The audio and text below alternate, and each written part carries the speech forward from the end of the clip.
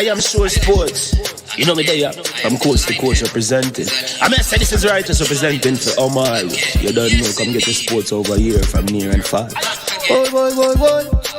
Me say I am Sure Sports, one thing me sure about. When me say sure, that me not doubt. Come get your sports, get it over here. Come subscribe, repost and share. I am Sure Sports, one thing me sure about. When me say sure, that me not doubt. Come get your sports, get it over here. Come subscribe, repost and share. If me not sure, that me not say it. Know who score, that me not say it. Never know the game play, that me not say it. If me never seen a game, me no know who play. For your sports news, better come over here so. For your soccer news, then come over here so. If you don't love sports, still come over here so. For the day done, you are gonna love over here so.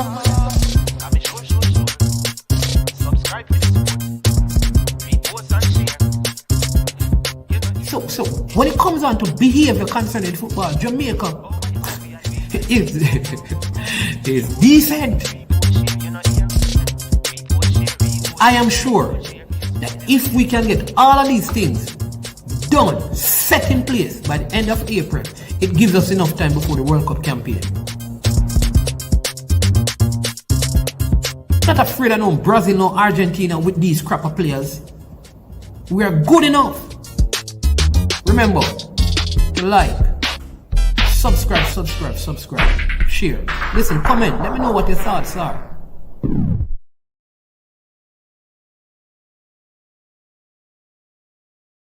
Trick Nick Jerk Marinade gives your meats and vegetables authentic Jamaican jerk flavor. The spices are directly from Jamaica. Spices like jerk seasoning, allspice, Scotch bonnet pepper, fresh scallions, thyme, ginger, and garlic. The key ingredients to a great jerk marinade. 0% sugar and low in sodium. You want to try it?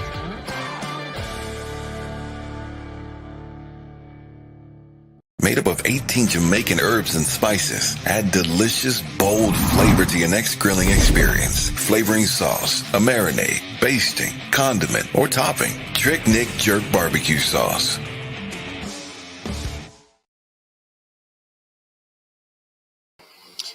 All right, people, good afternoon. This is going to be a very, very concise video, so you need to get on quickly. We just go, you'd have watched the press conference. It was just streamed on the platform. We don't want to play the whole thing again, but for those of you who didn't have a chance to, it is uploaded on the platform so you can watch it. But what we want to do is to look at some of the key things that were shared by the under-17 coach for the Jamaica team, Coach Meron Garden. Of course, want to again thank Mr. Earl Bailey, who is the press officer, who they have, like I said, this is one of the new things that the JFF has been doing, which is to have press conferences to give updates to the media and to the fan base as to developments with the teams right across the board. This is from our female team to the male team. It was, like I said, a brief press conference. Not everyone who was at the press conference is necessarily media, and there was no resistance to them answering questions. So that too was encouraging to see. I don't know if that was the ultimate purpose, but it was a good thing. And I think those who were there had fair enough opportunities to ask questions, so, though some persons did not. But I want to also hear from you. What are your thoughts about the press conference? What stood out to you? What are you excited about? What else you probably would have liked to have heard? What wasn't clarified, and what, just anything at all. Also, Mr. Bailey also went on to say that there will be more press conferences, and there will be an actual press conference once the final group of players have been selected. And at that point, they will, like I said, do a press conference. So all of us would know who are the final group of players who will be heading to the tournament, and that is in Guatemala.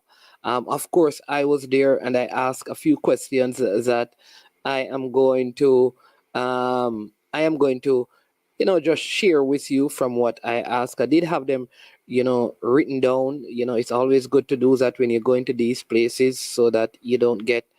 And then you also must be prepared that if others go before you in terms of asking questions, that you don't go and repeat that question, but you probably formulate a new one during the press conference that you can ask. So you may, you go there, you should have at least in your armor 7 questions or more, just in case, because you're only allowed 2. All right. So Brain Drain says, was the press conference open to the public? Anyone could ask a question. I am sure sport. Now, what I know is that the link for the press conference is shared with the vloggers. It is also shared in a group that it is supposed to be media. Now, I don't know all the persons in there, so I don't know if it is open to the public or the person who sends the link believe that it is going to vloggers and to media personalities, but somehow some other persons get a hold of it, or it's just I don't believe it's an open to the public press conference. So really and truly, I don't know how that is managed and how it works. I just know that I am given an invitation and I go there. Is it that you'd like to be at the next one, Brain Drain? I'd love to hear you come in and ask a couple of questions, because we have never heard your voice, we have never seen your face, and we don't know your name, right? So it is. I await. Many persons have said, listen, man, you don't have a group. Why you can't get Brain? I say, I don't know Brain Drain. Everybody's convinced that I know who Brain Drain is, and people have called me hypocritical because I've not exposed Brain Drain. People, I do not know the person. All I know is that he's a self-proclaimed artificial intelligence who practice medicine. I don't know. He's good to do that, right? So that's what I know. All right. Alex Reed says, did like my question. Are you saying that you liked the question that you asked, Alex? Or you're asking us if we like the question that you asked? What you can do, Alex, you can come on to the stream and tell the people who may not have listened what question you asked, right? And what was the point of the question? And if you think the answer that you got was it sufficed, it was sufficient. So maybe you can do that, Alex. I'm going to pin the link for those of you who have a desire to come on and share your thoughts. As usual, you can call in to I Am Sure Sports as well. Yeah. So yeah, as usual, you can do that. So the link is pinned, so you can come on. But it is clear that there is a strategic plan with this team. They have been in camp. The kids are going to school, which is good. There's a program that is worked out for that. They are getting some quality players from overseas. One of the players, as you know, is Lovelace, and their blessings, Siobhan Peart. Big up yourself every time, man. You understand me? Bless up, sir. Big up Dre Weather. Just checking in. He said he missed it. Dre, so I just played the press conference. It's around 26 minutes long. So maybe you can just go and take a quick listen. But I will go through, but it's always good for you to get, your own listen and draw your own conclusion. All right. So the team is going to train all the way up in Jamaica and be in camp all the way up to their departure for the tournament. That's one thing. Number 2, while doing that, they're going to school, and all of them in Ford Farm and those preparing for CSEC exams. That's number 2. Number 3, there is a concern, at least with one player, which is Lovelace, in terms of his paperwork. And the players in the team, they have their passport, the local players. And when the question was asked about how they get visa, there are plans to, if players, which is assuming that not all the players presently have visas to travel through the United States, those players could go to Panama, and then from Panama they could get to Guatemala, which would be their final destination. So as far as things are looking, it appears that everyone who makes the final squad will be able to travel to the destination.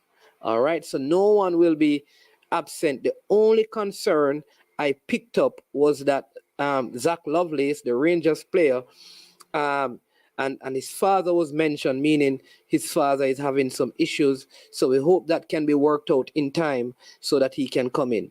And he did say, the coach did say this, because these players are elite or top quality players, they didn't have to come in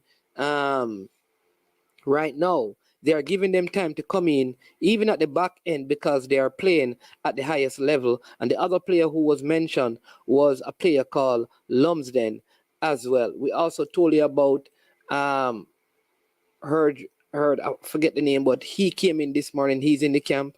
The preparation has been good. The team is doing well. Someone asked about, I think Jay Taylor asked a question about the system. The coach answered and said, you can't create a system without knowing the players you have, and which was right. The coach said, listen, we have to get the players, know their abilities and qualities, and then we create a system that best facilitates the players' ability. He did speak about the size of this team, that the average height is like 5'10", 5'11". That's average height. That means you have some 6-footers in this team. He spoke about, for example, their recruitment drive, which took them into the United States and all of that. So there is a lot of good things that came out of the press conference itself. And I think that this is a good move, a very, very, very, very good move in terms of, again, the access we are getting to information that can help us to have more fruitful discussion concerning our national teams. All right. So there is an expectation as well that this team has enough quality to qualify for the tournament. There is also a plan to bring in a couple of teams that was mentioned to play their age group team, and I think maybe from other Caribbean countries to come in and play against the Jamaica team here before they actually leave. He did also mention, the coach, Marion Garden, that they have been playing a series of practice games against adults teams in Jamaica, right? So that is what is happening with that, and that they are going to play some of the Premier League teams in the coming weeks. I did do a show earlier that because the national senior coach is here, he's going to be at the training, so he's going to have a camp with the senior team. So you could also see him, not there to go and make changes, but I know Marion Garden, he will probably want the coach to probably have a session to talk to the players, which I think is also a very, very worthwhile thing that we will have in this time. So it is all up and up, and yeah. Andre is asking a very good question. He wants to know who are the players who are presently in the camp. The thing, Dre, is that you don't know the players, So if we call, I don't know, is there a specific player you want to know about, Dre? Maybe if you want that, then we can help you.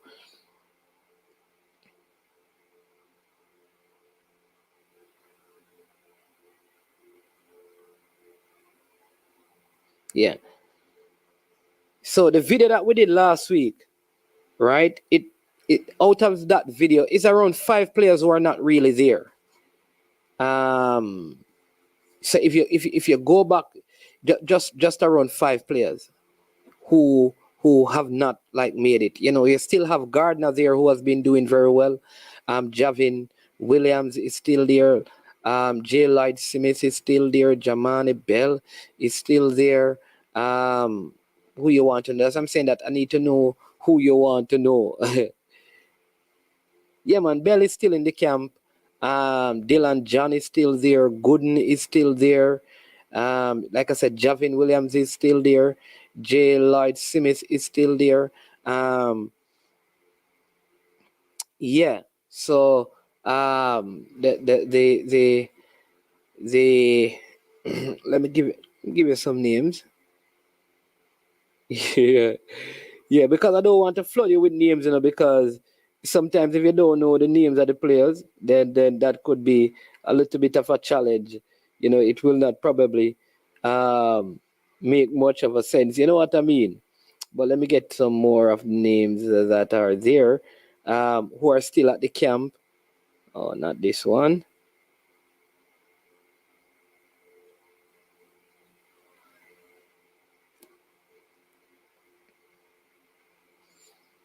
All right, trying to find my paperwork here to give you. Yeah, but Bell is still there, man, and Bell has been doing well. He has been scoring in the games. Dustin Cohen is still there as well.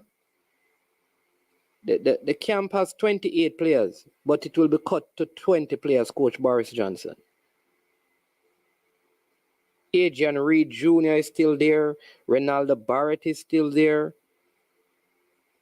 Guy called Wilberforce is still there. Knox is still there. So it's just like I said, a few players that didn't make the cut. And like I said, it's going to go down to 20 players because only 20 players are going to make it to the tournament. Yeah. Yes, Coach Boris. So there are 28 players there now still preparing because, they can have, I think, 6 players.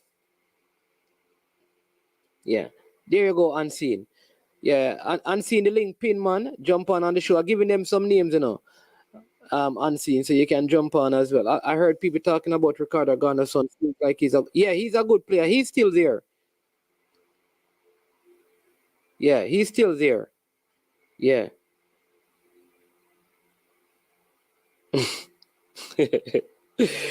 Yeah. Oh, yeah, Knox is out. Yeah. Wilberforce is still there. Is Wilberforce? Yeah. I don't, Coach Boris, I don't understand the question. Which set of players will form the nucleus, local or overseas? The better players will form the nucleus. So all the players are still there, and at the end of the day, the better players will form the nucleus. So it is not overseas or local, as far as I know. The coach did say in the press conference as well that they are making arrangements to have 2 teams come and play them here in Jamaica before they head out. Until then, they continue to play games against, like this week they're playing, and next week they're playing against some of the Premier League team. Yeah.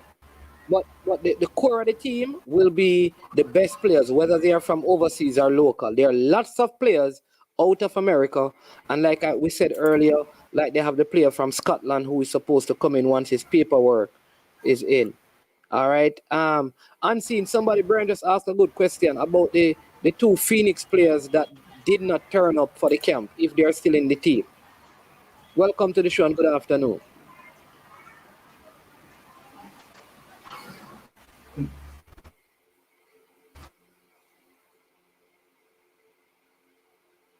Unseen, you're hearing me?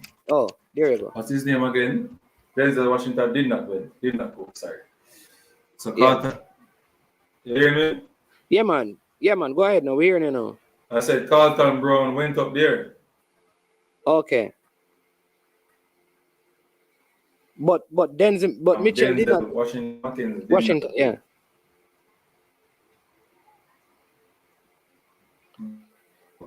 So now what Brian is asking, if both of them are, if that one is still in the, squad. Denzel. No, only two Phoenix players. Yeah, Bell and John and Bell. Yeah, so only 2 Phoenix players John are present in the squad.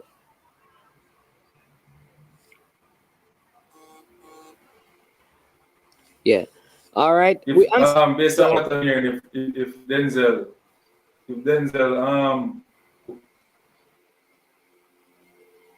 took the opportunity to stay in the team, he would have been a mainstay.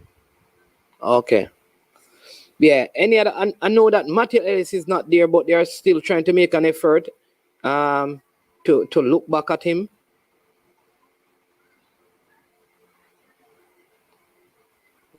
Well, I would love the opportunity for him because he's getting passport now, so it would be a great addition. I think it may change his life if they give him an opportunity. Yeah.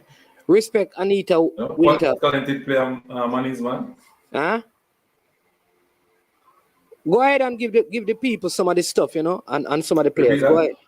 No, man, I'm saying go ahead and give them some of the names because I give them some of the names that are still in the team. Yeah. I tell them Javani Williams. Javani Williams, Gooden is still there. Dustin Cohen is still there. Jamani Bell is still there. Wilberforce is J. Lloyd Smith is still there. Ronaldo Barrett is still there. Dylan John is still there. So yeah, so Gooden is still there as well. I think the goalkeeper is still there. Tashawn Lynch, he's one of the goalkeepers that are still there as well. The player from Scotland is Zach Lovelace, but like in the press conference, the coach said, and they have been in dialogue with his father. Oh, the leader says J. Lloyd Smith is out. Yeah, J. Lloyd Smith is out. Yeah. J. Lloyd Smith is out. Yeah, J. Lloyd Smith is out. Yeah. Listen, and J. Lloyd Smith plays Premier League. So and many people tout him as a big centre back. But I'm telling you, this team have some 6-footers playing centre back. Quality players. I'm telling you. Right? Yes, Coach Boris Johnson, I've been watching and the team is good. Brian is also in the studio with us. Yeah, afternoon Mannings. So what was the situation with Matthew Ellis? Because I hear you saying him having passport. Is it Matthew Ellis a Jamaican-born player? Yeah, but he didn't have a passport. Matthew Ellis is as in him go school in a Jamaican thing? Yes, but he didn't have a Jamaican passport. Okay. No man, you know that me know so you have that man, but I thought he was like a player that came from overseas and is living in Jamaica now, and then him got school here and stuff. I didn't know he was Jamaican born. Oh yeah. Brian, he had an issue with his birth paper. Mother name spelled wrong on it. He's underage, so mommy have to get him passport for him to go to. Okay, cool, no problem. Yeah, but it rectify now. It rectify now, so I think they can give him another look. Yeah. All right. Somebody I say big up the man, been a minute. TikTok, bless up yourself. I hope they don't take any really young players. We need to take the older players. You will notice that Mexico, the US, and most other teams, winning teams, use players who this is their last chance. And all of these players, this is their last chance. Even the ones who are 15, they will not be able to play again. But they are good players. So the few who are 15, this is their last chance. So it's yeah, you're right, TikTok. They are using players at the man. You're right. They're using players at the high end. That means this is the last chance for these players. Right? The leader is saying that Matthew Ellis had an injury and the coach cut all players with injuries. No, sir. No, man. Don't say that. Well, we know different, but leader always have. Leader, you need to come on, leader, and explain this because leader, we have some information, leader, that goes against what you're saying, and I don't like to do that. You understand me? So I prefer you come and explain yourself so we can share with you the information that we have. So you understand me, leader. The father situation is the head coach of the under 17 and Zach Lovelace's father has been in constant dialogue, trying to work out his Jamaican passport. There are some issues with the spelling of a name, which I don't think on social media is the place to discuss that. When that is resolved, he goes straight into the team. He doesn't have to come and try out and all of that. He's playing for Rangers in Scotland. So if he gets it the last day before the deadline, which is the 1st of February, he will be in it. He can also be added to the provisional list if he doesn't make the deadline for the 1st of February. And then if somebody gets injured, he can then go into the team. But he's a part of the team as long as they get the requisite documentation. All right. So that is what is happening right there. Kimo unknown. All right. So Coach Barris, yes, we said that we have been watching this and the opinion, the team is very good. This team can go to the World Cup. That is our opinion. This is a quality under 17 team. And a lot of these players, they have had experience of traveling overseas with different academies from Jamaica to play in tournament, and they have many MVP winners. When the camp initially with the 30-something players, there were about 11 players from overseas. I think more than that, Mannings. I think more than 11, man. Yeah. It was more than 11, man. Much more. Yeah. But Mannings, Yeah. I don't want to cut you, but I just came on to clarify something. Jay Lightsmith was a player cut for injury. Knox and the rest, those were the why they were cut. So the coach basically made it anybody that he saw with any injuries or they picked up any injuries, they told them that they'd have to go rehabilitate, and if anything, they might call them back. Right? So Match Jay Lightsmith was cut. not because of that. Okay. I think all that I just mentioned is that they just didn't find the urgency because they knew about the passport issue months before, and they didn't make any movements on it. So he's just a victim of that. That's Matty, right? Yes, nothing to do with injury. He was actually a starter when they had looked at the team, and I think they played Michael. They loved him, but this is one of the things, when the local players know about. It's a one thing with the foreign players, but when people know you need the passports, and I encourage all young footballers, if you want to play football, right, seriously, we're not even talking about for Jamaica, get out your passport. It's a cheap document to get. It's a necessity. But leader, I have a question. Go ahead, Unseen. Go ahead. The same thing with him in under 15 team, though. Excuse me? Yeah, I heard about that too, Same thing. But so that's why they should have rectified it from that time. It should have been rectified. It's not the same thing. It happened then and it wasn't rectified. They should have rectified it from it came up and they knew about it, because I heard about him at the time. So let me ask you a question, because as far as I'm concerned, I've heard you make utterances that would suggest that you are a player manager for him or some agent. No, he's a Cavalier player. He signed the Cavalier. And that has nothing to do with you? No. Well, continue. I don't manage him though.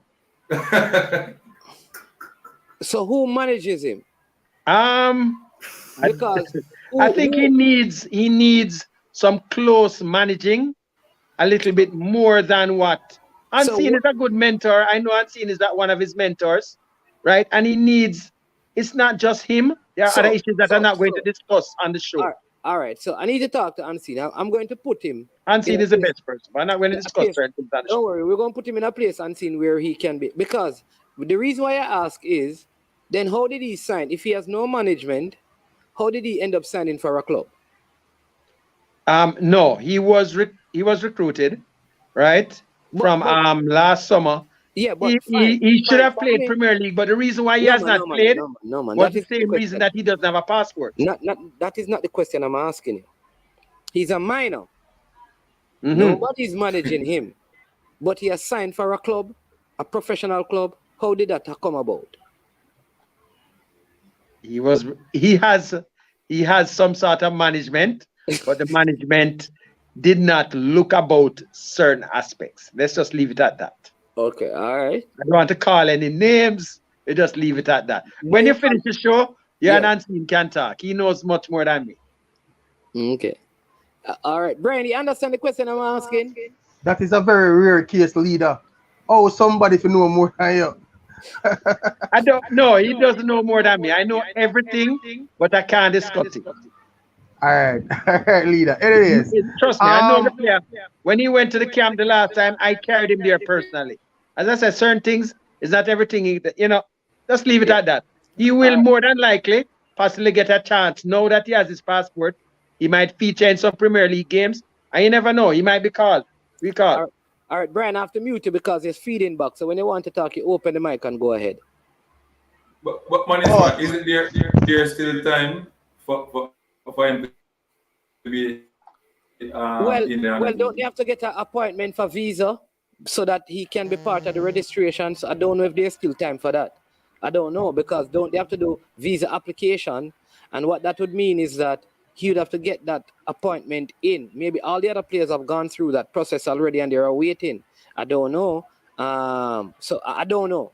I don't know if there could be a next appointment slotted in before the 1st of February, because that is like 15 or 16 days away from now. So is there enough time to do that? But I want to hear from Brian because he was going to say something. So Okay. Yeah. So Mannings, you were saying something that how him signed for a club, but I think leader is misusing the words, because when him said the youth sign for your club, he might make it sound like say the youth sign like like he's a, you see me? A professional contract. Yeah, but that's another case. The youth is an amateur player. Him play for a Premier League club as an amateur.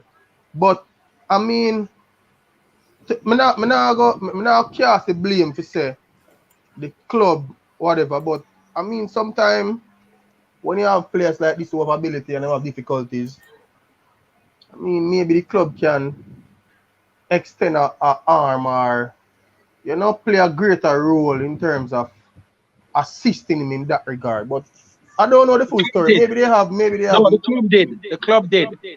Okay. From months now, the club did. All right. So I just Brian is feeding back, so sometimes I have to mute him. But go ahead, Unseen. You were going to say something.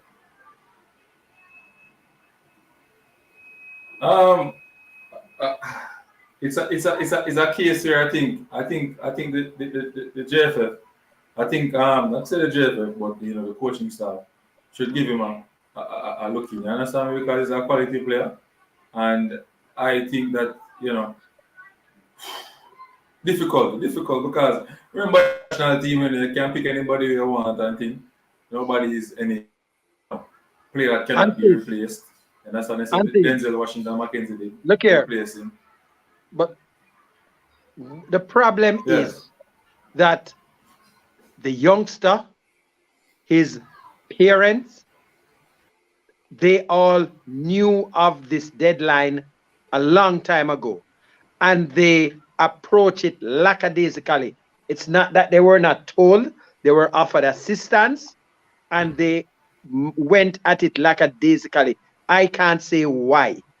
So I'm just going to make it clear, and you know that also.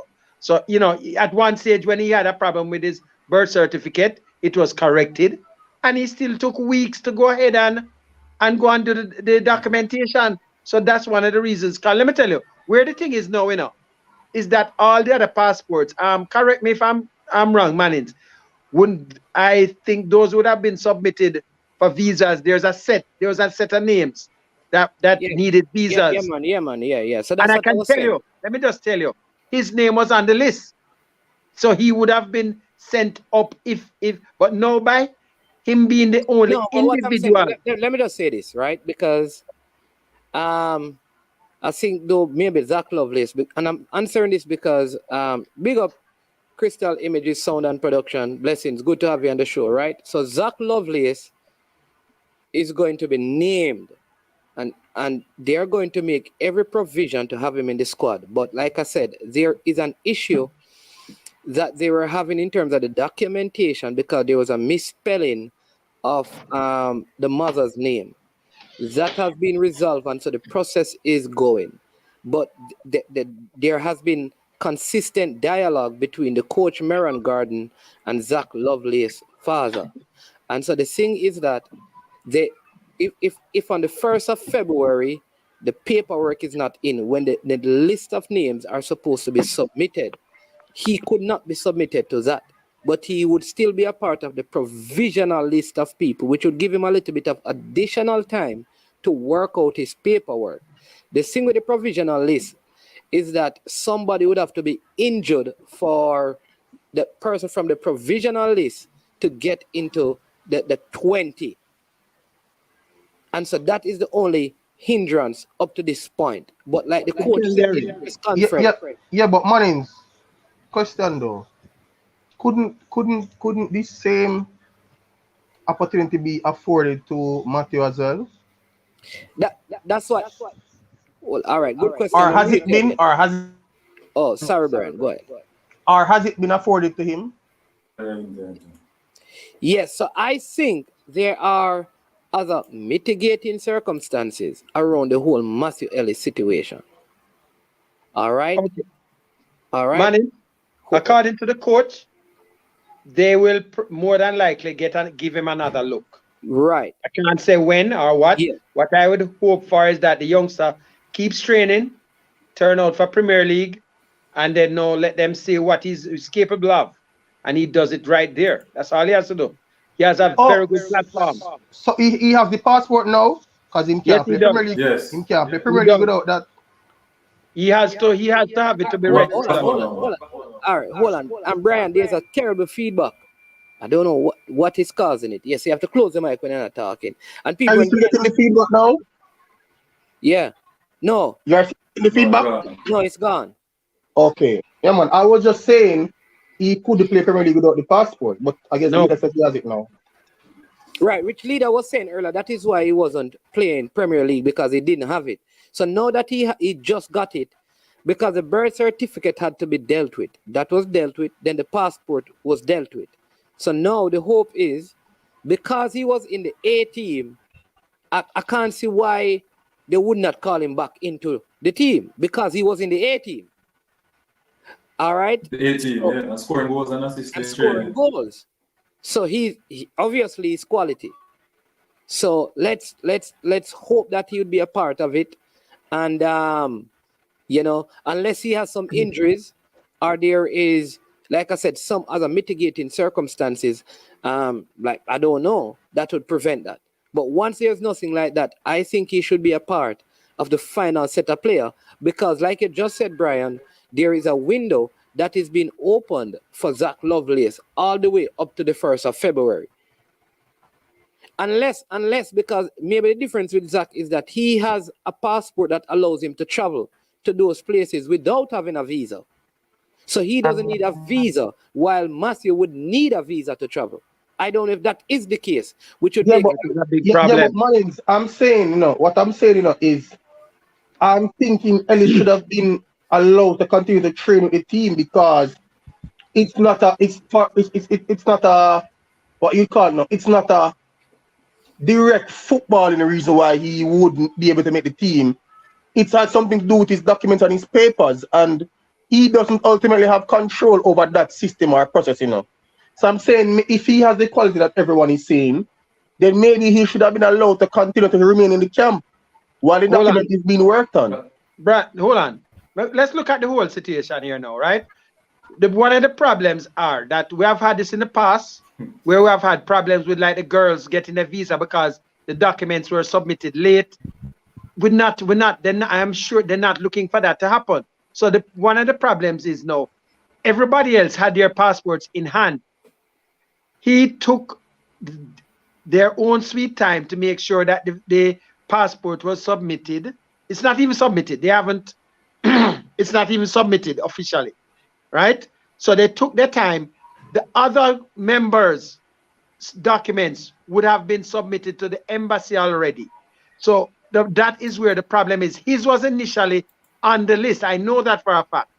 but because you didn't have his documents, so he's the only individual there, and getting a visa does take a little time.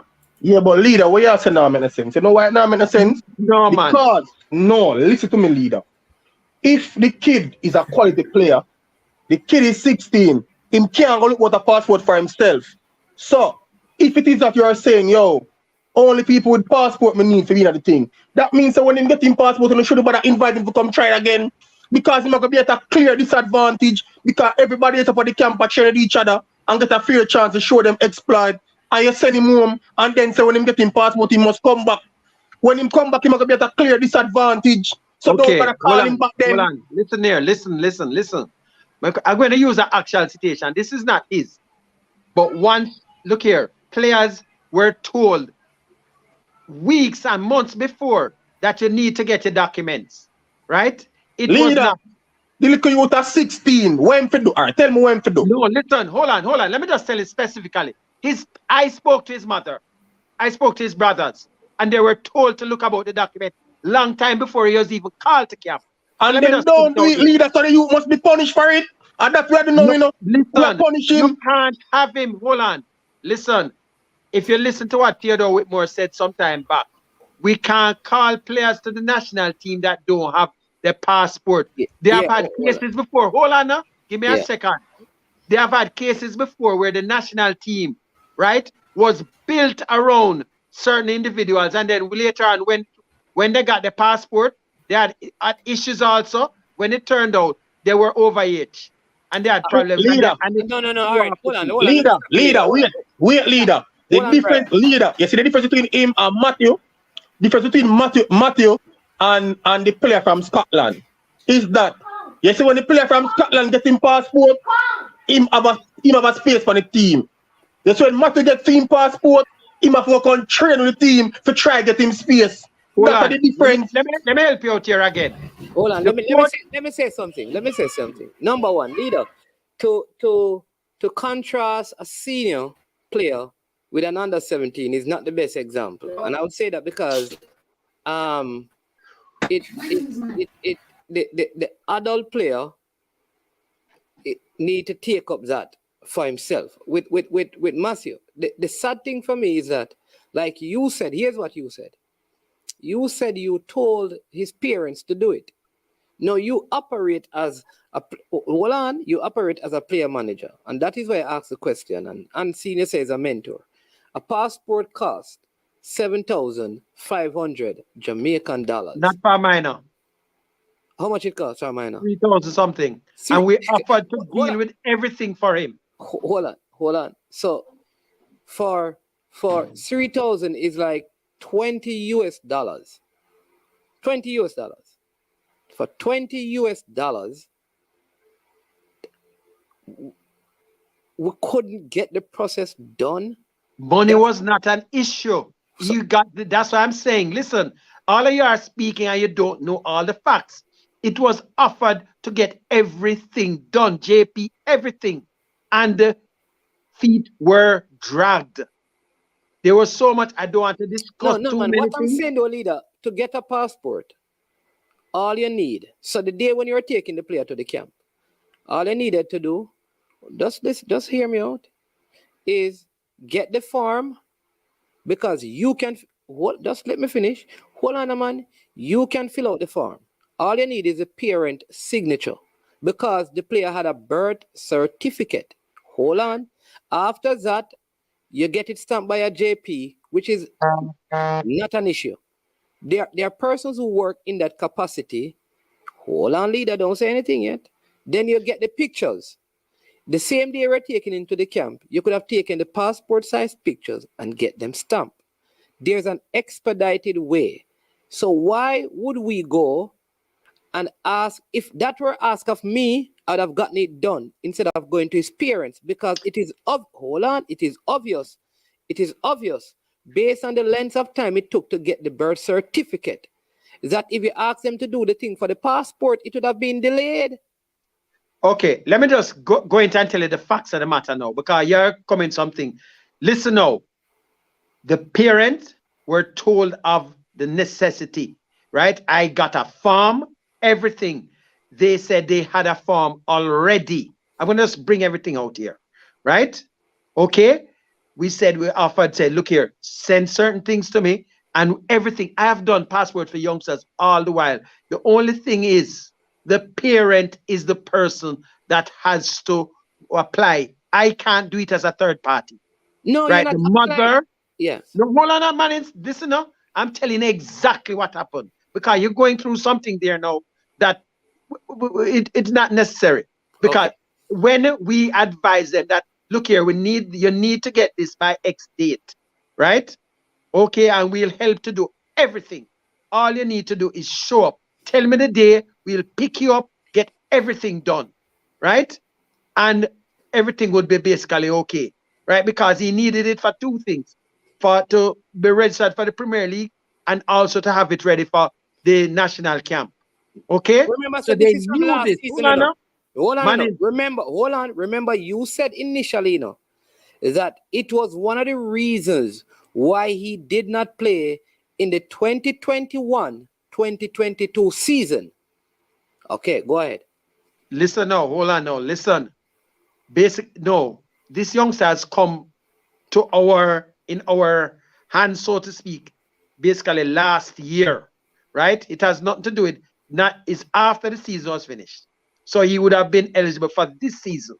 And as I said, we spoke to them, right? I spoke to the mother personally, his brothers, himself, and I told about urgency of the thing, right? Nobody moved. Everybody was saying, yes, we have everything covered. We don't need the help. We're okay, right? And then after I said, yes, and nobody got back. And then after a while, right? Every deadline is coming. You're calling and they're not moving on it. Okay. Then now we noticed that they looked like they were trying to bargain and move him to another club somewhere else. And we said, okay, no problem. Right? When that was done and then they decided against moving him because they found out it wouldn't have helped him in any way. Right? They came back, so to speak, with the player and we're exploring another option, reschool also. Because it's a number of factors, It's not just club or anything like that. School is involved, a lot of other things are involved.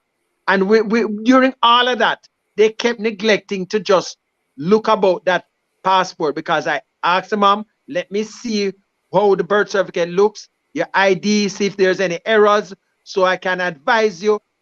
We don't get anything, right? So after all of that, even when he was going to camp, he was not even initially in the list. We got him included. I'm just going to tell you straight up. He was not there. Ansi knows, right? I took him up to the camp too, right? We got him included. And at the same time, I think I went back and I told him, look here, there's a deadline because I know the deadline that the passport information and so has to be submitted. And I said, look here, the deadline is coming up. This was a long time in December, And he got, leader. December is December is like 30 something days away. No, listen what I'm saying. Listen to me. Okay. Listen. No, because hold on now. Okay. Look here, we're in January. No, let's listen to what I'm saying. Mm-hmm. He got the birth certificate, the corrected one, for quite a while. When he got it, they still sat down on it for weeks, at least 2 weeks. And if they had gotten it within that period there, he would have been in the camp. But they did not move on it. Let me ask you a question before you continue with your rant. Let me ask you a question, leader. When you went to bring the player to the camp, where did you go to pick him up? At his house? No, he met me at my workplace. So you don't know where he lives? He lives in rural St. Andrew. I'm saying, if you don't know where he lives. No, I don't know exactly where he lives. So, leader, how difficult could it have been for you to pick up the kid? Because he's going to school, so he must have birth certificate.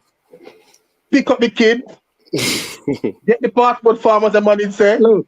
Make little you take the 2 pictures of them, go to your mother and say, place your signature on this form. Yeah. We're not going to discuss certain All things right, on all the right. show All right, because cool. there All are right. certain other things. Yeah. We're not going to Yeah, discuss certain all right, other fine. things. All You right, understand? all right. Not All going right, to hold on. discuss it here. Yeah, man. All That's right. I'm fine. going to tell you, everything All right. was done to help the youth. All right, Everything cool. All right, so fine. possibly was All done. right, so We're not just going to there's- discuss certain things all here. right, fine. So there's one other thing that I need to correct. So I think also Brian's assertion is not accurate because Brian is saying there's a disadvantage. Because when Zach Lovelace, if Zach Lovelace paper gets through, he basically goes automatically into the team. But if Matthew Ellis paper comes through, he'll have to go and prove himself. Okay. Hold on, let me answer first and then you can come.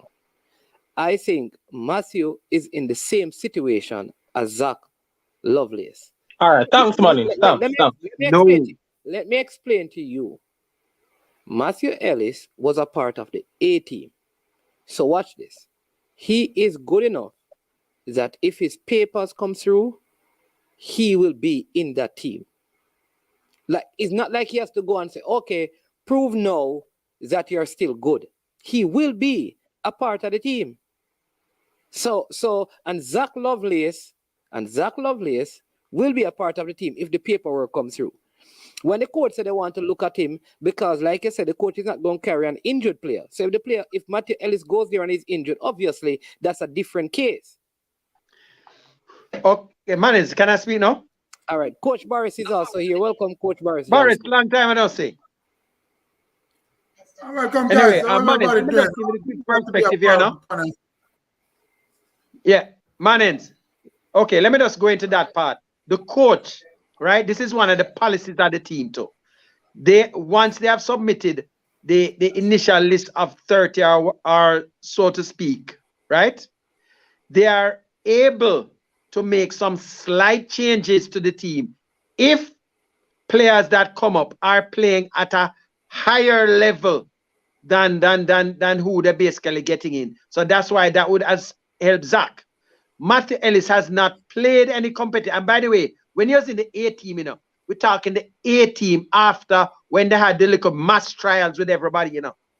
He has not been to any other camp since then, apart from, I think, that was basically it. That's when he So he why was not. all right, hold on, leader. Let's slow down. All right. So this player, according to you, should have played for Cavaliers when he was 16.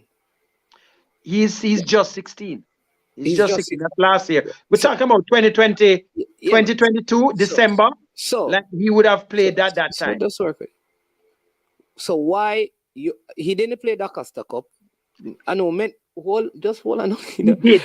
He played for Charlie Mont. No, the leader, he did not play the Costa Cup, the last Da Costa Cup season. He did. He played for Charlie Mont, sir. In the last Da Costa Cup season, he did. Didn't he move from Charlie Mont to Mount Pleasant? No, you don't know the facts. He played all the preliminary matches for Charlie Mont, and the Charlie Mont got knocked out. After that, within a couple, by the way, this was done. He moved like about a week, sometime in December is when he actually moved for a couple weeks or a week. All right. And then when he found out that if he moved to Mount Pleasant, he would not be eligible to play the Costa Cup, and the likelihood of him playing Premier League also would be dim. He decided to return, not to Charlie Mont, but to Tinthill, where he's from originally. Yeah, so I'm trying to move away from the issue. All right, because so I'm just telling you the facts of the matter. How it went. Yeah, man. But I'm trying to move away from just here I'm going, because I'm going somewhere different, because I think enough has been said, right? All right. So what I want to ask is why? Because these set of camps have been going on since December with this U17 team. Right? December and in January they kind of picked it up once they did the Florida thing, the camp started. All right, so he went and all the paperwork.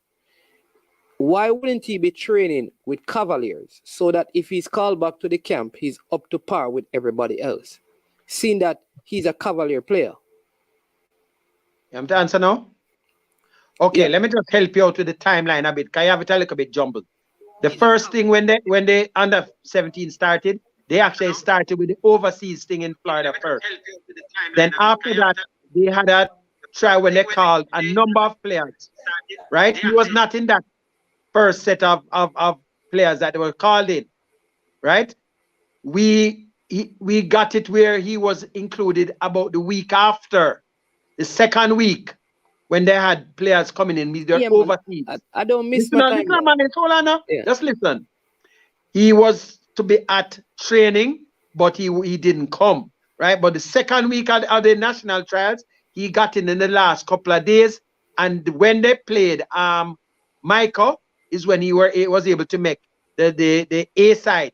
It wasn't like he was there for a week, you know. This was about 4 days or so. First thing, they After understand the that, hold question on a I'm minute. asking Give you. me a second now. Yeah. Just give me a second. Let me give you the timeline. After that, they cut the camp. All players were sent home, right? Before the camp, he was told about the passport. When they were cut and sent, everybody was sent home for the holiday period. He was like, they were told about dealing with the passport, and assistance was offered, right? Nothing was done. Leader, During but Christmas, hold on, man. Leader, but Man, leader, just listen to me now, because you're going back to the passport. No, I'm going and telling you what's happening. Leader, He did not. Leader, please listen to me. I want to move away from the passport discussion. The question I am asking. Why he wasn't training? Not with the national team, leader. With Cavalier. That's all. I don't want to hear about the fact that it matter. When he was supposed to come to training, the usual thing with youngsters, they had other distractions, and boy, sir, I can't come to this training. Let me just tell you straight up. Since you want to know. All right. So he wanted to drag that part out. So they had distractions and holiday period, and certain players wanted to train, certain players never found it a priority. So that's fine. So now he goes to the national camp. No, he's not there anymore. No, man. And just leader finish now, man. He goes to the national camp, played against Michael, and he did well. Right? But because of the passport issue, at that point, why didn't he go back to Cavaliers training? Because it was the Michael thing, was way in early December, you're not getting the timeline. That's what I'm trying to make you understand. So after the Michael thing, they cut camp. Don't, yeah, man. All right. So after that, he didn't come to training because he more enjoyed himself for the Christmas. Yeah, so fine. So Christmas came. He enjoyed himself. And he has not trained from then. From nobody. All right. So Christmas came. He enjoyed himself. He partied instead of training. Right. All right. Other players were at training while he partied. We don't want to go over all of them things. Go on. All right. So January comes. He still wants to play for the under 17. And he's not training any at all with any club. No. Okay, that's it. Argument done. That's it. That's all I was asking. You don't have to say anything more. You have answered perfectly. And so I'm going to allow quit. Go ahead. Go ahead, leader. You want to say something? Go ahead. Okay, the last thing I want to say is that just like in Zach Lovelace's case, if the youngster is playing like J. Lloyd Smith, that was cut, has been training from he was cut, and he was in the side yesterday. If this youngster was training, he would have probably been in that side against Portmore, and he might have been able to come on the field. So these are things that the national team will be able to use to assess them. So he has a window that can assist him. So but you said that he has not been training, so how is he going to play? He's not going to. Nobody's going to make him. If that's why he needs to get certain things serious. There are other things where the player in his mind is thinking that this is just a cakewalk, and he can walk into the team. And that is basically it. What I'm saying to you, leader, is that leader. Nobody said leader. Don't say them things upon the platform about the youth, Bridging. You're dragging it out of me. I tried to avoid it, and you dragging it out. Leader, you can't say them things about the youth. Youth is a kid, brother. You can't say them things about the youth, leader. Yo, leader, take back that, brother. If you say that about the little youth, brother, you can't say that about the youth from the team, leader. Say is the leader, you cannot say them things about the little youth, Bridging. You can't say them things, leader. Avoid certain things, I have been trying to avoid saying certain things, but keep getting, and you're getting timelines mixed up and everything. and I'm trying to avoid saying certain things. All right, leader. So pause. Coach Boris, there's a feedback, so I'm going to open up your mic so you can come and talk. I think all of us will have to mute. So come on and see what you say. Let me hear it. Yeah.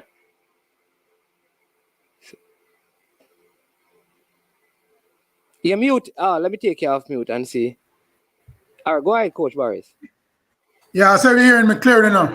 Yeah, man. Yeah, no feedback. Go ahead. Yeah, wonderful. Yeah, I just want to say good afternoon or good evening or good morning to everybody.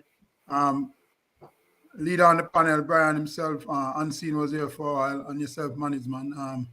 Yeah, man. Thanks for coming on, Coach. It's good to hear the discussion because I'm somebody sitting from afar looking in and trying to, as much with the upkeeping of what's going on in terms of the football in Jamaica. It's good that there's a press conference so you can hear in terms of what happened in terms of the youth program from the youth 17 levels. And based on, I would say, what I'm hearing and echoing from you and yourself and a couple of the bloggers, it seems that the program is on its way and doing well. So we pretty much just looking forward to whatever success from where we sit. Based on the discussion with the current discussion now in terms of the player and travel documents, I think one of the problem we have to understand is first we have to look at all aspects of the football in terms of not only from a player point of view but from a management, from an agency, or from a coach point of view to see what's happening in the nowadays football. And when I said nowadays, I mean modern football. I mean, it's hard to hear you discuss in terms of this is a player that has been in the same situation before at a younger age. So I'm saying, where is all the adults in terms of the support for the kid? I mean, I was fortunate at 17 years old to go and look for the passport by myself. I don't think these kids have that luxury in terms of where technology sits and to take on certain responsibility. So it for me, it's kind of a sad situation. And then to hear that this probably be one of the better player that should be in the program, then it just clearly a no-no to me. I mean, somebody has to take responsibility, whether it be from a club point of view or it has to do with the parents or whoever involved. But from a coach point of view, we have to now sit and look at it. We are trying to prepare the best team to go after the 17s. Now, if this, or if he is one of the better player, based on what you guys are saying, I'm saying it has to be some responsibility that the JFF takes on or the club takes on to say, you know what, let's try and see how best we can get all the necessary documents in terms of travel documents and stuff like that in place. I mean, to leave it on the youngster, as Mr. Maxwell is saying, he was given ample time, the parents was given ample time. You have to understand some of the background that these players are coming from. I mean, it's just an unfortunate situation, and to sit and listen to it and to try and find where is it that the kid go wrong, where is it that probably the coaching staff go wrong. I think we just need to sit and look for solution. I mean, it can't be that the same situation that prevent him to play at a younger age now will probably almost be the same on under 17 tournament, because this is the problem we have. I mean, 2019, let's go back. I see we sit and miss a CONCACAF Youth 15 tournament. And I don't know if I am the only one that see the repercussion that happened from that tournament, because you're talking about trying to assemble a Youth 17 now, you're trying to assemble a Youth 20 before, but yet still we are missing out on key youth tournaments. Now, where's the transition?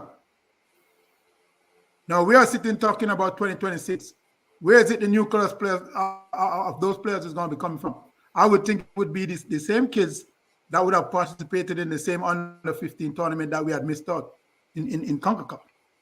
So I think all aspects of the football need to be looked at. Every party that involved, every stakeholder I think we need to come and sit, have the dialogue, clean reasoning, to look at where the football need to be, where is it going, and what we're really doing. Because for you to now sit and have this discussion on the platform when I'm outside looking in to ask and to get a feedback of what the level of play is in terms of the team that they're preparing, how is the team looking, how is the team gelling. But instead now to sit and listen, one of the better players now doesn't have travel documents. I think it's kind of a sad situation. How do we fix it? In space of so let me just so let me just say a couple of things in reference to that. So if in 2019 we're supposed to send under 15 teams, none of these players would be able to play under 17 in 2023 because 19, 20, 21, 22, 23. But but we did send a lot of these players to the tournament in 2021 in the pandemic. Dylan John went. Dustin Cohen, Jamani Bell. So what I'm saying is that this set of under 15 players did play in the tournament. The core of them played in the tournament. In what tournament? In what tournament? The CONCACAF, but they did. Remember, we went CFU under 15. Remember, we went to the CFU tournament and we never make it through because it was the pandemic. And remember, even Dylan, John, and Bell had COVID at the time. But what I'm saying, if but you have to qualify though, Coach Barris. You can't take up yourself. Hold on.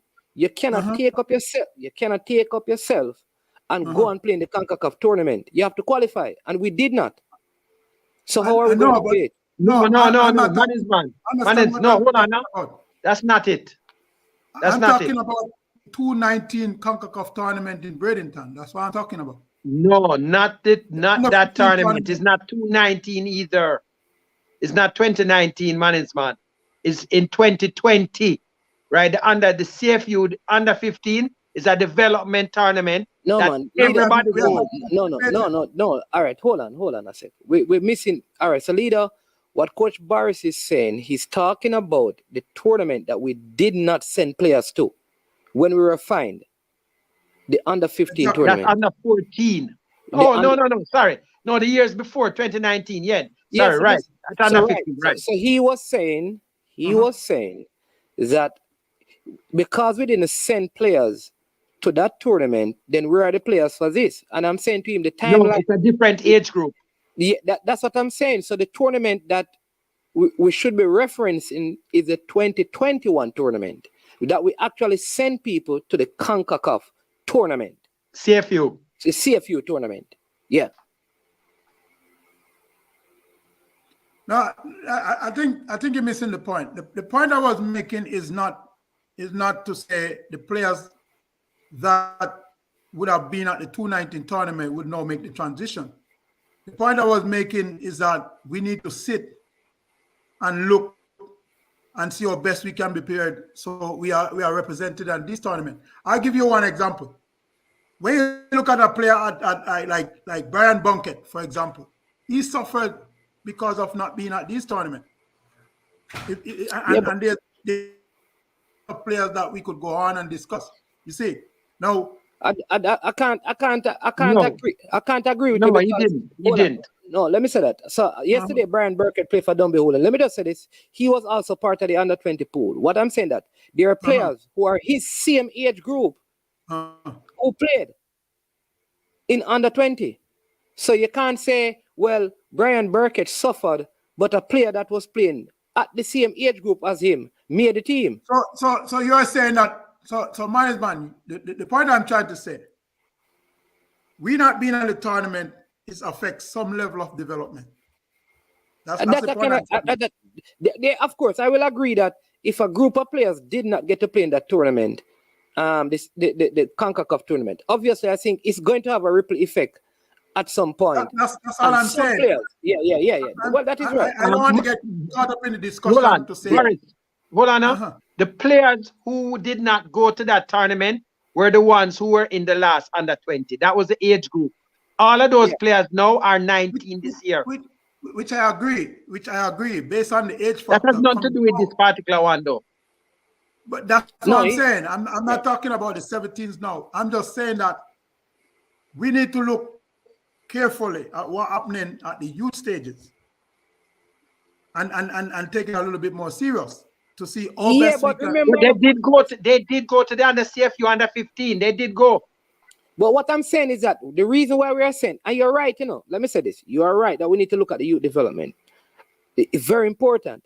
But this crop of players, I think, even before the pandemic, remember the recruitment for these players, this under 17 team didn't start last year. These are the players. So these are players that from the under 15 they were trying to keep together. In fact, some of them ended up in like some of them traveled with the Kingston Soccer Academy to the Netherlands. So it is the same group of players, They have a lot of experience traveling overseas. Some of them Mount Pleasant got some of them together as well. So you see some of the same Mount Pleasant, because some of those Mount Pleasant went to a tournament as well that they did well in. So some of those players are in this group as well. The point I am making is this. I looked at Trinidad and Tobago, talking to them and the under 17, under 20 team that went to World Cups, and I look at the teams that they played. And I realized that the German team only took serious, I think the player name is Tony Cruz and Kevin Trapp, from that under 20 team, moved on to play for the German senior team.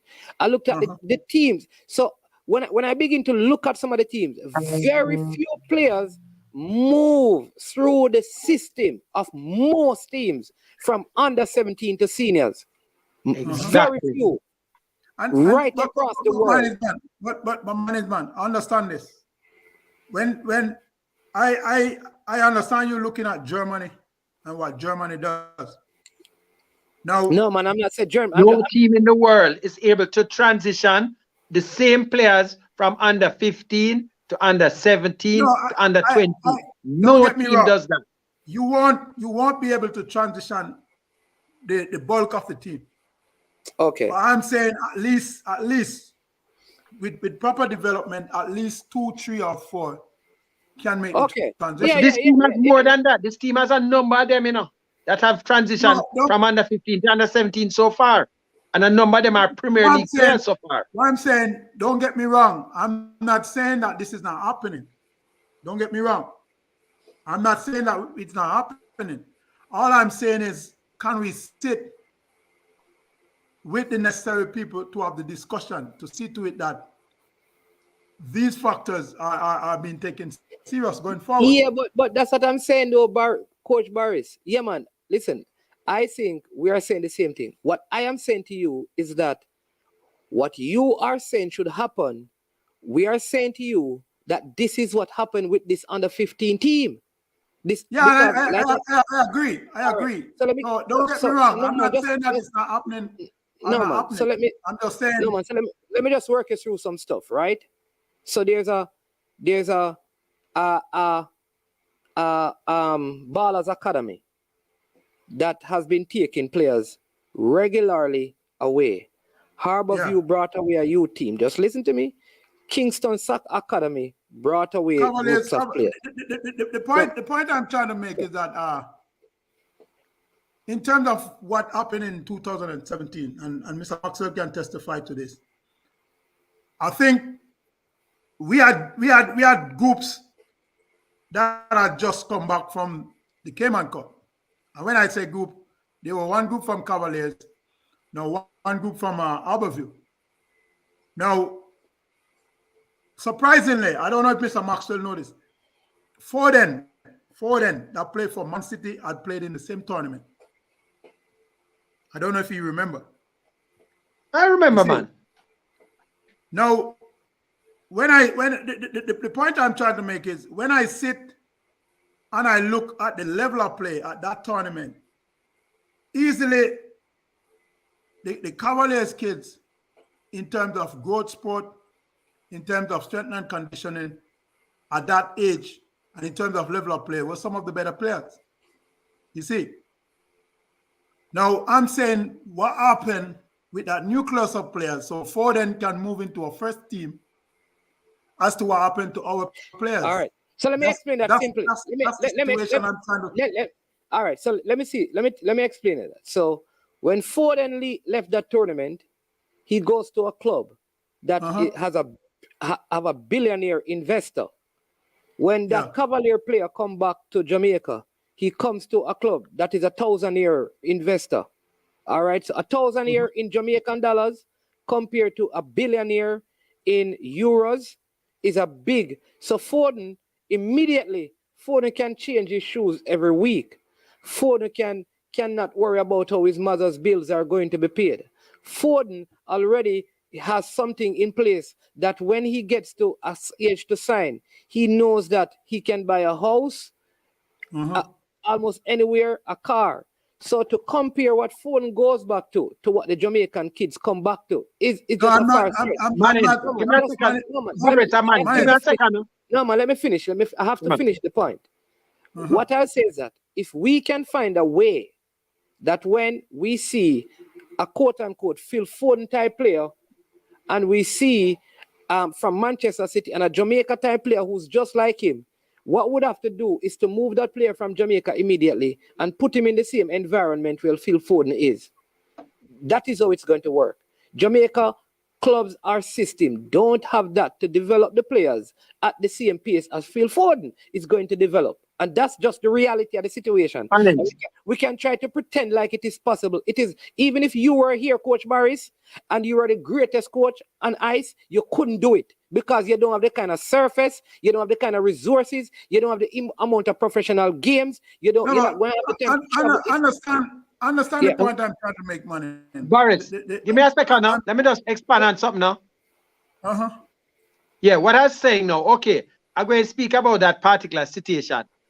They had a number of players from Cavalier and Harborview that had international experience. About 2 years later, when these guys were going up for the under-17, the Jamaica coach now had different plans because he didn't know of the experience that these guys had. Because I think Aaron Lawrence had them first, and he blended them together, and they did fairly well. I think they played against, at under-15 level, they played against a Mexican team. And that Jamaica team was the only team to have held that Mexican team, right? But about a year or so later, a year and a half later, with the new coach that was there, he didn't know of these exploits of these guys. And he put an entirely different team together. So what we need is for the Jamaica, back in the day, you know it when, Barris, that if you have whoever is the head coach for the under-17, his assistant is the head coach at the under-15. The head coach at the under-20, his assistant is the head coach at the under-17. So you have this thing. What we have now is that we have a head coach at the under-20, and he doesn't liaise with whoever the head coach at the under-17 was. Our head coach at the under-17, and he doesn't. So because of that, players get left. I'm saying this, Mr. Maxwell, but that's just basic football structuring. But we don't do it here, and that affected that particular under-17 team. Is that based on the structure, we are losing too much young talent, and when I say lose, I mean I can name numerous of players that I don't even know if they're still playing in the sport. You see, where you sit and you look at them at 15 years old, and you can see a bright future, but by 17, by 18, they basically lost in the system. Isaac Scott. You see, I mean, Scott is basically one example. There's a lot more examples out there that we can name. I mean, I'm saying it's full time. We kind of get the structure right based on what you say in terms of coaches. Create the database, so we are not losing so much young talent. You see, how the federation is going to go about it, I don't know, but I think it's something that we need to sit and look at in terms of a good and a proper fix.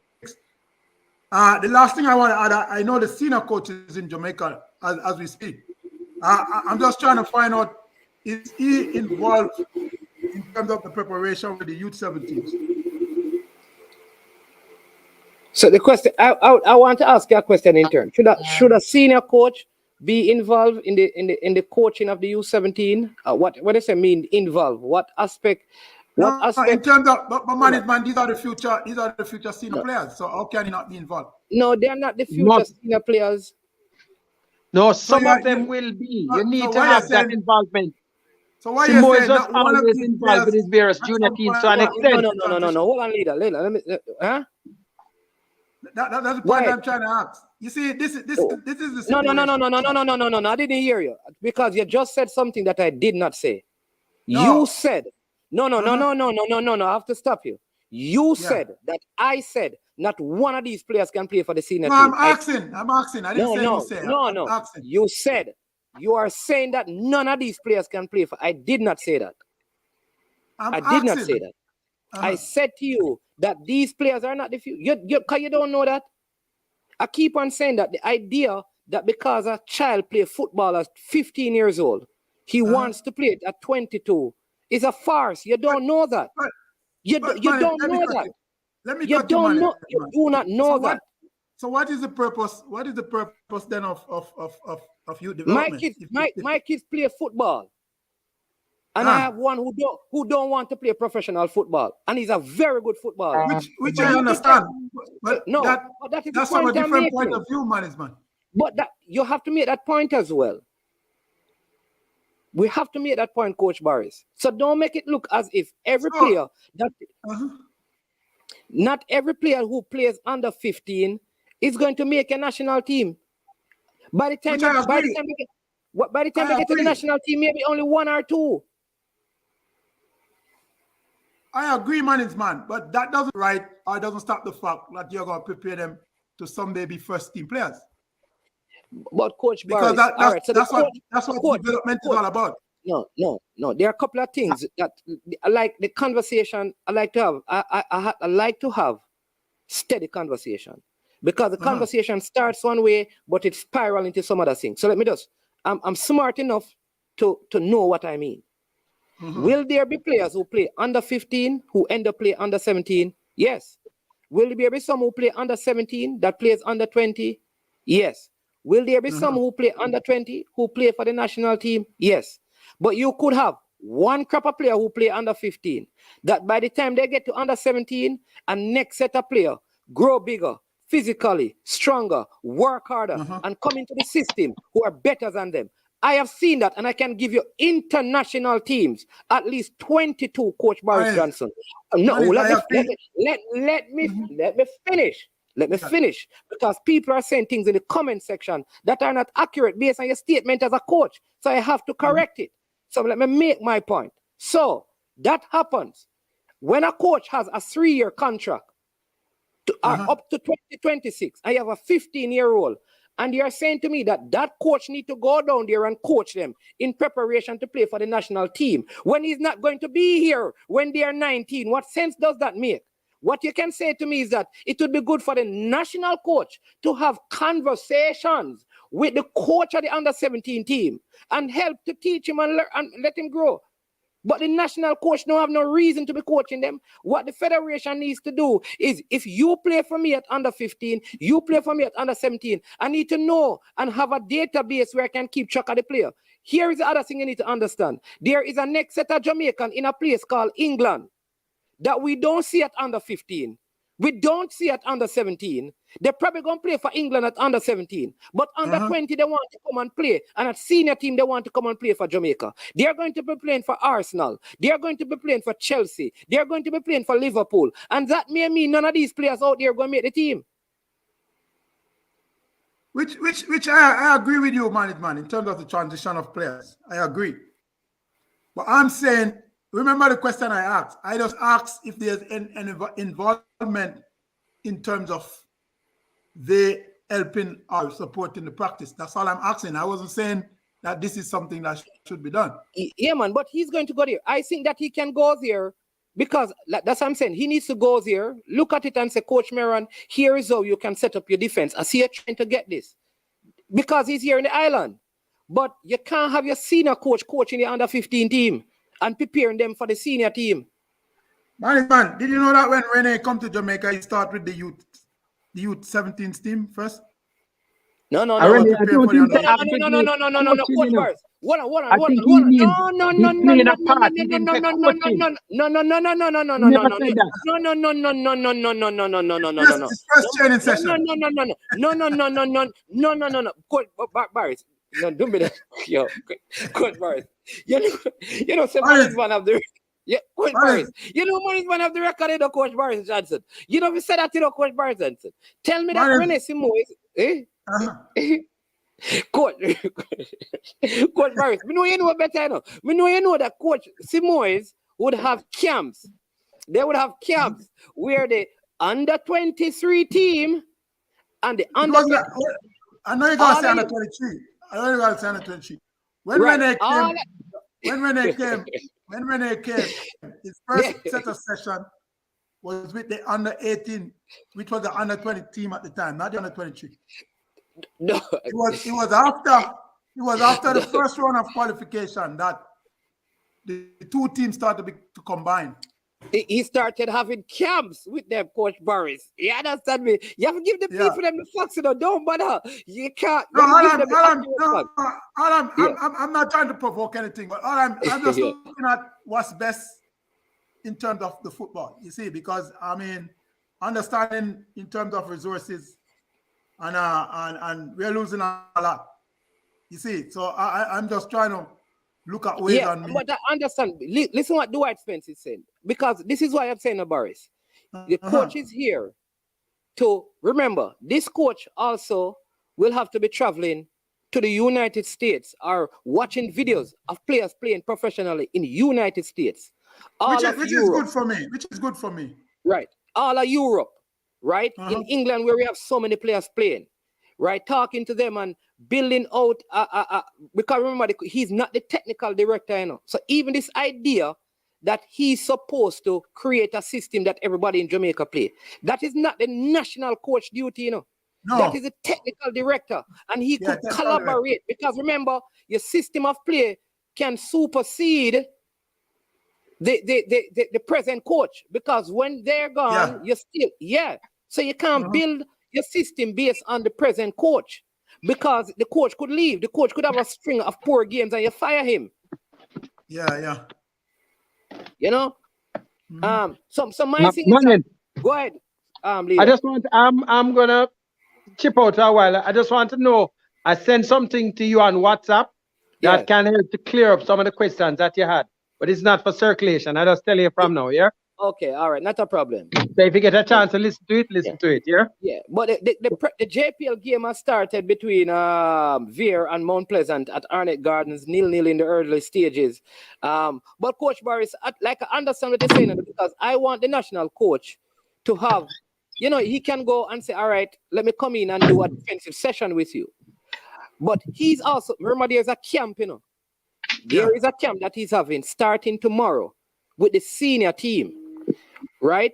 So he has that to do because he has to be looking at some of these players locally to help to make them better. Because So based on my understanding, management, is himself and his coaching staff is just basically there in terms of trying to prepare the senior team going forward. That is their that has to be their primary job.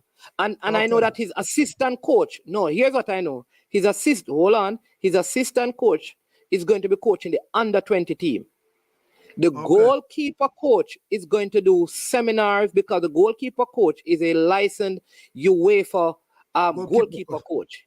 So he's going to be coaching not goalkeepers alone in the national team, but the goalkeeper coaches across Jamaica. So that when he is gone, that we have enough goalkeeper coaches to keep producing good goalkeepers, which I think is the way to go. Because, you know, it's better you coach your coaches than coach your goalkeepers. Yeah, it's better you teach somebody to fish than give a fish. Yeah, I understand the concept. Yeah, so that is what I think, you know. which is good. In closing, I just want to take your word because I said we're pretty much eyes on in terms of what happened with the youth 17s. I mean, we're just looking in from a distance. So whatever feedback you guys give, you guys said it's a good camp. The team is looking good. So we just ride with that in terms of and see what happens in terms of wishing them all the best in the tournament. Yeah, listen, they have a couple of guys out of MLS, you know. They have MLS guys in the team. They have a guy playing in the Scottish Premier League if he comes in, and they have guys I have an idea in terms of the players, but in terms of the system of play and what they does, then it's a whole different thing. So the coach was asked that today. A guy called Jay Taylor asked him in the press conference about system of play, and he said, "Listen, he had to have the player first, and then based on the personnel that he has been building out that system, a way to get them." And he spoke about the fact that most of the players are over 6 feet and they are big, thick, and strong. Many people have been saying that this is probably one of the biggest physical teams that has represented Jamaica at under 17. That's how big they are. They're like big grown men. Which is good. And as I said, as I said, I just came on the forum to kind of wish them all the best. And man, we're kind of looking forward to a good result because I mean, it's good. It's good to be at the youth tournament. It's good to do well because it set a good precedent going forward. Plus, it's also sent a good message in terms of what the coaches are doing, whether local or foreign. It kind of said a lot in terms of the program. So I mean, we are just sitting, as I said, looking in and wishing them all the best going forward in terms of what really happened at the tournament and the football and all. Yeah.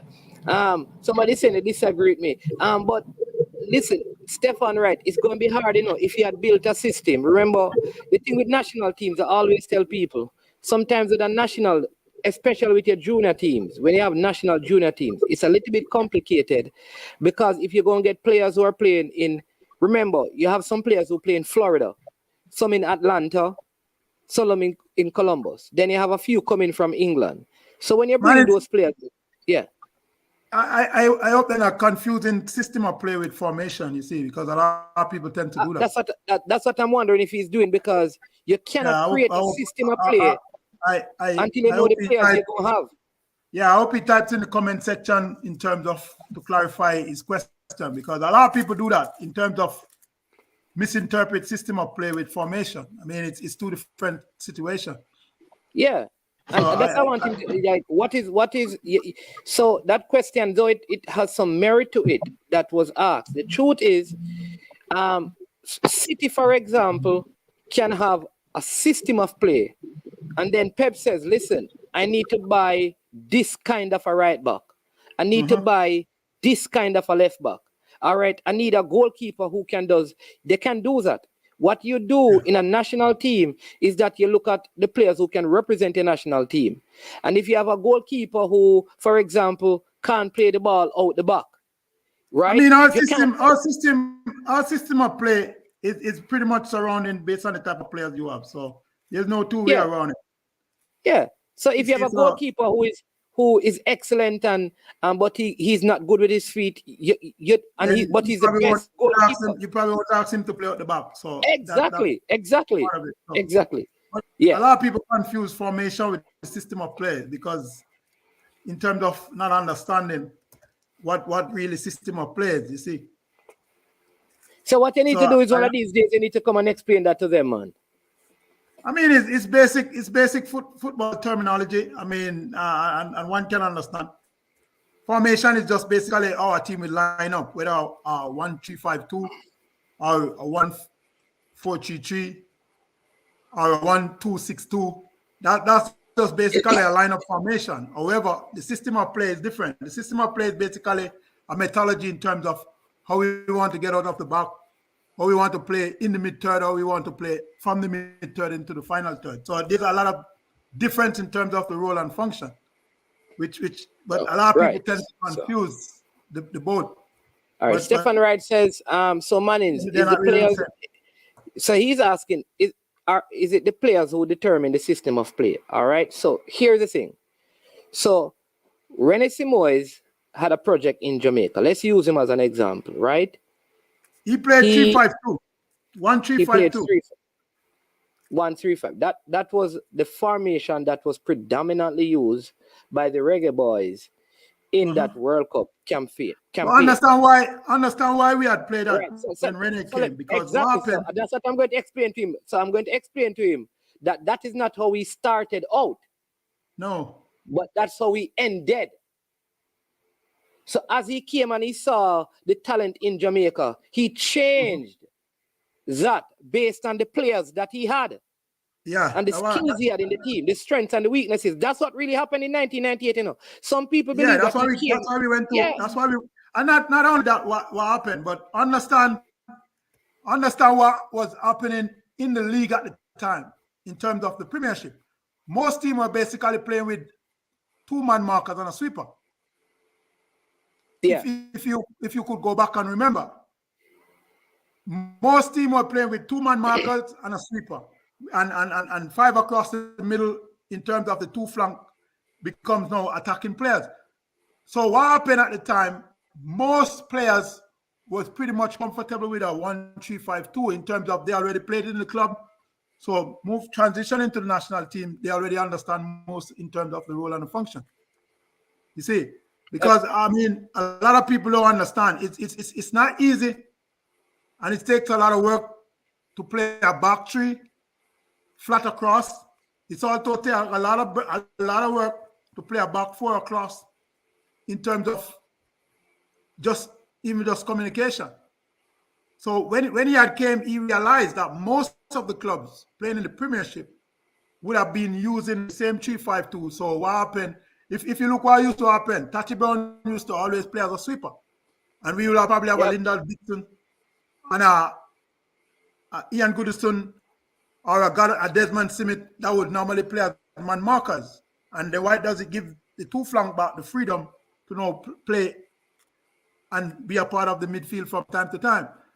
But as I said, when you look at what happened in the league at the time, most clubs were already familiar with this type of formation, which is good now, because in the league now, most teams is basically playing a back 4 or a back 3.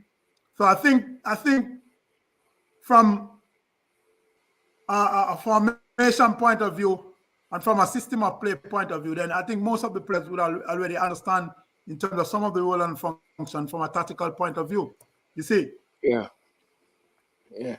All right, Coach Boris, thanks as usual for coming on. People go and enjoy the game. You know, like I said, the coach is there watching, so we're going to close out right now. But thanks again, Coach Boris. Really good having you on. As soon as we get more information on the under-17, I know you're always keen on finding out what is happening. We'll let you know. Yeah, but it's one of the biggie for us in terms of youth, because I mean, if as I said before, I mean, doing well at the youth tournaments and have good representation, I mean, speaks a lot in terms of the program. I mean, and as I said before, I think it's something that we need to look at in terms of paying more emphasis at the grassroots and take a keen eye on the youth development. I mean, I know they have the talent identification scheme to kick off sometime soon. I hope it's something that is taken serious in terms of looking at a whole brand new class of players to make the transition into first team players.